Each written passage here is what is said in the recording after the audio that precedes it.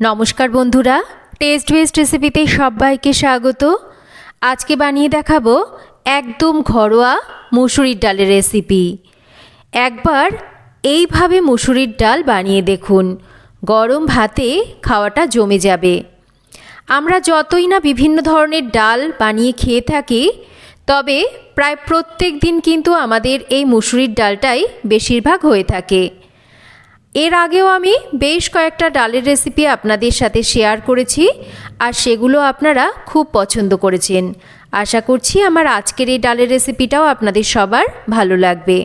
তাহলে চলুন দেখে নেওয়া যাক আজকের রেসিপি। এখানে নিয়ে নিয়েছি 1 কাপ মুসুরির ডাল। সবার প্রথমে ডালটাকে আমি 3-4 বার খুব ভালো করে ধুয়ে নেব। ডাল 3-4 বার জল বদলে খুব ভালো করে ধুয়ে নিয়েছি।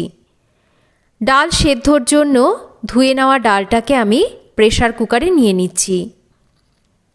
1 কাপ ডালের জন্য আমি 1.5 কাপ জলের ব্যবহার করছি। আপনারা যে পাত্র মেপে ডালটাকে দেবেন, সেই পাত্র মেপেই জলের পরিমাণটা ব্যবহার করবেন, তাতে সুবিধা হবে। 1/2 চামচ লবণ, 1/2 চামচের থেকেও কম হলুদ গুঁড়ো। হলুদের পরিমাণটা একটু কম দিলে ডালের রঙটা ভালো আসে। একটা কাঁচা লঙ্কা মাঝখান থেকে ভেঙে দিচ্ছি, আর অল্প একটু তেল দিয়ে দিচ্ছি। এবার প্রেসার কুকারের ঢাকনাটাকে বন্ধ করে মিডিয়াম ফ্লেমে রেখে আমি একটা সিটি দিয়ে ডালটাকে সেদ্ধ করে নেব। কুকারটা ঠান্ডা হলে দেখুন ডালটা সুন্দরভাবে সেদ্ধ হয়ে গেছে, বেশ গোটা গোটা আছে। এইভাবে ডালটাকে সেদ্ধ করবেন যাতে ডালটা পুরোপুরি গলে না যায়। আর দেখুন একটু হলুদ দিয়ে সেদ্ধ করেছি, তাতে করে ডালের রঙটা কিন্তু খুব সুন্দর আসে। আর একটু যদি তেল দিয়ে ডালটাকে এই রকম আমরা সিটিটা মারি, তাহলে যদি জলের পরিমাণটা এদিক ওদিক হয়ে যায়, সিটি পড়লেও কিন্তু জলটা কুকার থেকে বেরিয়ে আসে না। সেদ্ধ ডালটাকে হালকা করে একটা হাতা দিয়ে একটু ঘেঁটে দিলাম। ডাল ফোড়ন দেওয়ার জন্য এবার কড়াইতে 1.5 টেবিল চামচ তেল গরম করে নেব। 2টো শুকনো লঙ্কা মাঝখান থেকে ভেঙে দিয়ে দিচ্ছি। 1 চামচ দিয়ে দিচ্ছি রাঁধুনি। অনেকেই রাঁধুনি চেনেন না, অনেকটা কিন্তু জোয়ানের মতন দেখতে। যে কোনো মুদি দোকানেই কিন্তু কিনতে পাওয়া যায়।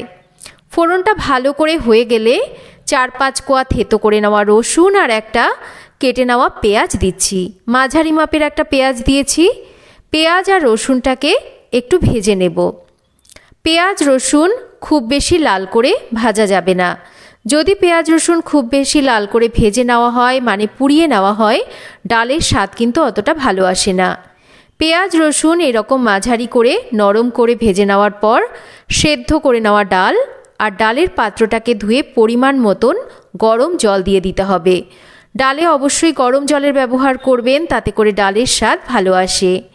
সমস্ত কিছুকে মিশিয়ে নিচ্ছি। বাদবাকি স্বাদ মতন লবণটাও দিয়ে দেব, আর স্বাদটাকে ব্যালেন্স করার জন্য সামান্য করে একটু মিষ্টি দেব। গ্যাসের ফ্লেমটাকে মিডিয়াম টু হাইতে রাখবো। ডালটাকে মাঝে মাঝেই নাড়াচাড়া করতে থাকবো, আর কম করে 5 থেকে 6 মিনিট ভালো করে এই রকম ফুটিয়ে নিয়ে রান্না করব।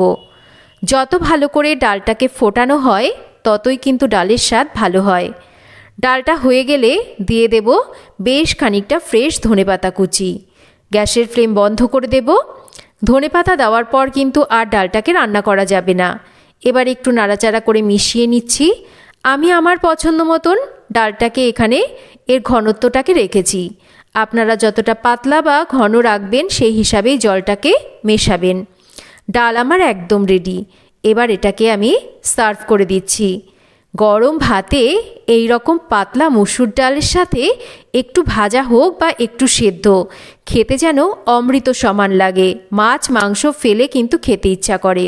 কেমন লাগলো রেসিপি জানাবেন। ভালো লাগলে লাইক শেয়ার করবেন, চ্যানেল